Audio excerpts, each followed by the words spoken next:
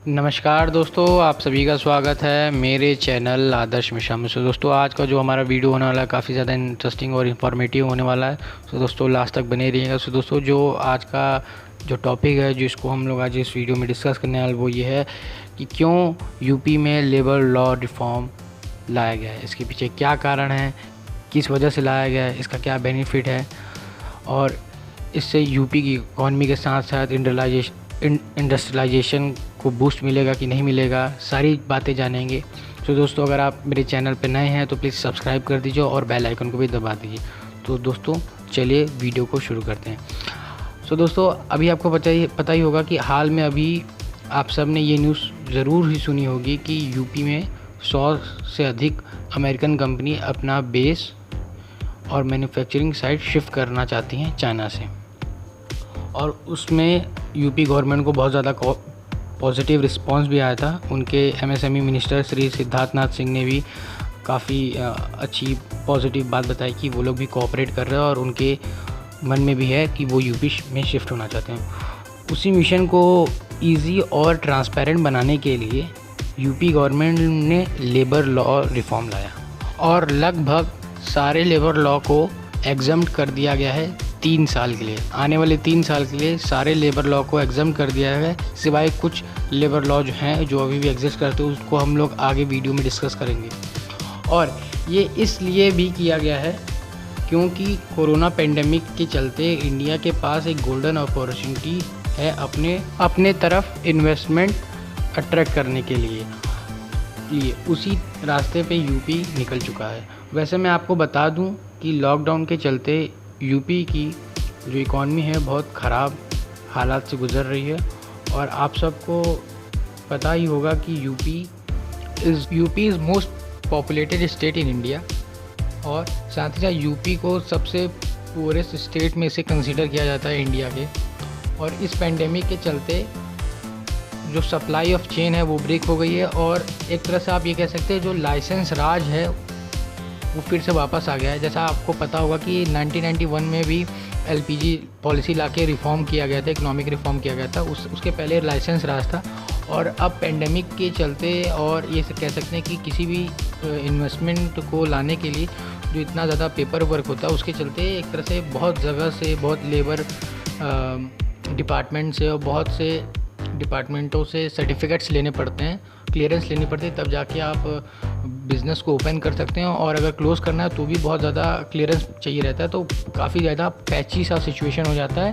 तो कहीं ना कहीं इन दोनों हिंड्रेंस को सरकार हटाने की पूरी कोशिश कर रही है। तो ये दो जो सिचुएशन क्रिएट हो गई है इन दोनों को ओवरकम करने के लिए लेबर लॉ रिफॉर्म लाया गया है। और देखिए मैं आपको बता दूं कि इंडिया में किसी भी फॉरेन कंपनी को अपना बिज़नेस स्टार्ट करने के लिए काफ़ी प्रॉब्लम होती है, काफ़ी टाइम कंज्यूमिंग होती है, और प्रोसेस काफ़ी ज़्यादा लेंदी होता है, काफ़ी हार्ड होता है, और पेपर वर्क भी बहुत ज़्यादा होता है, बहुत से क्लियरेंस चाहिए रहते हैं। और अगर बहुत लंबा अगर कहीं पे बहुत बड़ा प्लांट वगैरह लगना है, एकड़ों का, हेक्टेयरों का, काफ़ी हज़ार हेक्टेयरों का, तो जो लैंड एक्विजिशन की जो प्रोसेस होती है जिसमें किसानों की ज़मीनें जाती हैं वो ले के उनको दामों पे दी जाती है, तो उसमें बड़ा ही दिक्कत होता है। उसके खिलाफ प्रोटेस्ट होते हैं, सरकार के खिलाफ प्रोटेस्ट होता है, उनके खिलाफ कंपनी के खिलाफ होता है। तो उसके चलते जो एमएनसीज़ कंपनी है फिर उनके लिए बहुत ज़्यादा डिफ़िकल्ट सिचुएशन हो जाती है, तो फिर वो एग्ज़िट कर देती हैं, फिर वो प्रोजेक्ट को लाती नहीं। इस वजह से काफ़ी एमएनसीज़ अपने प्रोजेक्ट को इंडिया में कैंसिल भी कर देती हैं।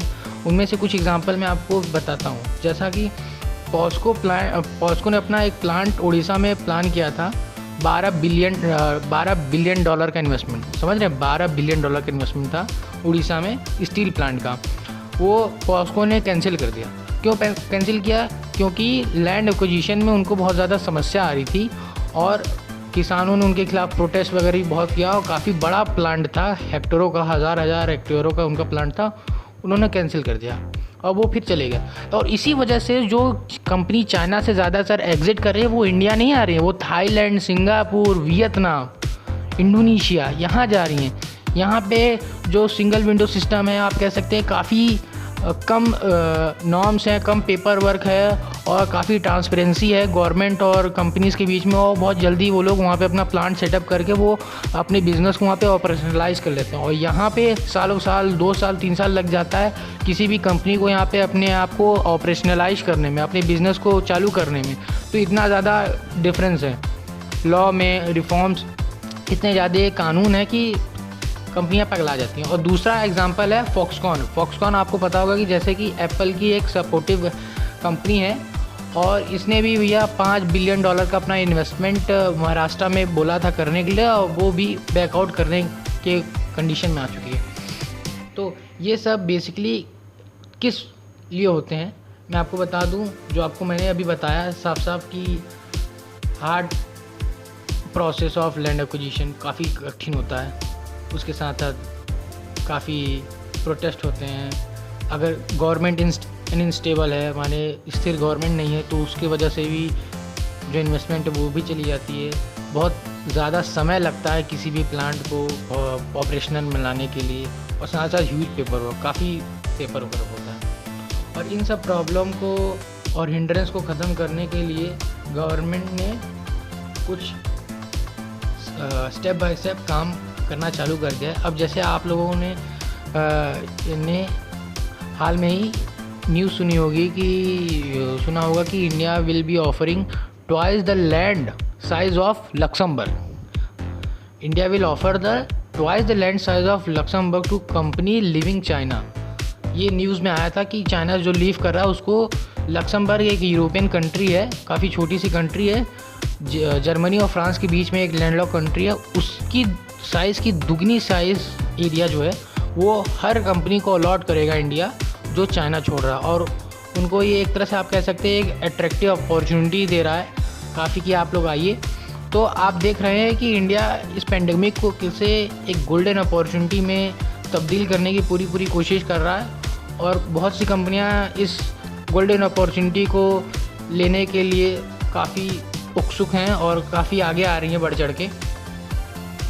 अब आप सारे स्टेप को कंबाइन करके अगर आप देखेंगे तो आपको समझ में आएगा कि इंडिया ने एक प्लेटफॉर्म पूरा क्रिएट कर दिया है सारी इन फॉरेन कंपनीज़ के लिए, डोमेस्टिक कंपनीज़ के लिए, कि आप आइए यहाँ पे इन्वेस्ट कीजिए और अच्छे से आप अपना बिज़नेस चालू कीजिए। कम समय में आपको सरकार पूरी तरीके से सहायता करेगी और अच्छे से सहायता करेगी, सारे तरह के आपको इंसेंटिव्स भी देगी।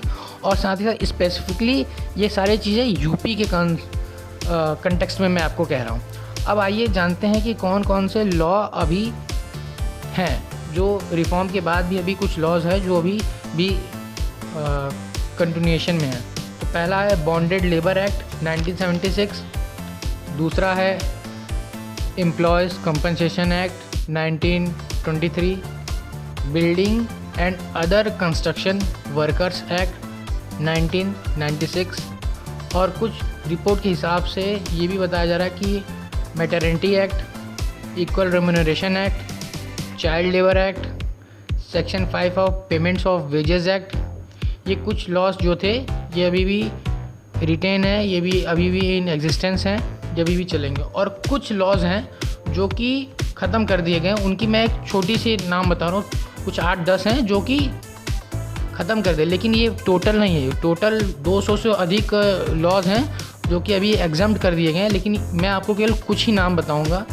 तो कुछ ये नाम है जो कि 3 साल के लिए ये सब लॉ एग्जम्प्ट कर देंगे। पहला है minimum wages act, trade union act, industrial dispute act, factories act, contract labour act, payment of bonus act, inter state migrant workman act, working journalist act, employees provident fund और miscellaneous provisions act. ये सब जो law मैंने आपको बताए हैं ये सारे लॉ नहीं है, ये कुछ हैं, और लगभग आप सारे लॉज को मिला लेंगे तो 200 से अधिक लेबर लॉ है जिनको अभी एग्जम्प्ट कर दिया गया, लेकिन मैंने आपको कुछ ही नाम बताए हैं।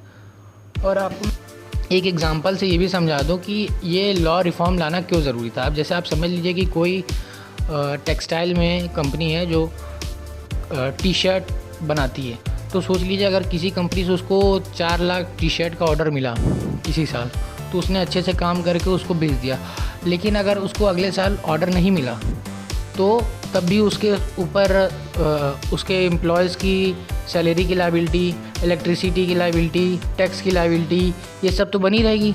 तो इसके चलते वो कंपनी के पास पैसा ही नहीं बचेगा, वो सारा देते ख़त्म हो जाएगी, वो बैंकरप्ट हो जाएगी। फिर उसके पीछे बैंक भागेंगे, कंपनीज़ के पीछे बैंक भागेगी, बैंक के पीछे CBI भागेगी, और फिर उसके बाद वो फिर धीरे धीरे फिर वो NPA में चला जाएगा। और फिर NPA रेट जैसा कि आप जान ही जाए कि बढ़ते ही जा रहा है लोगों का।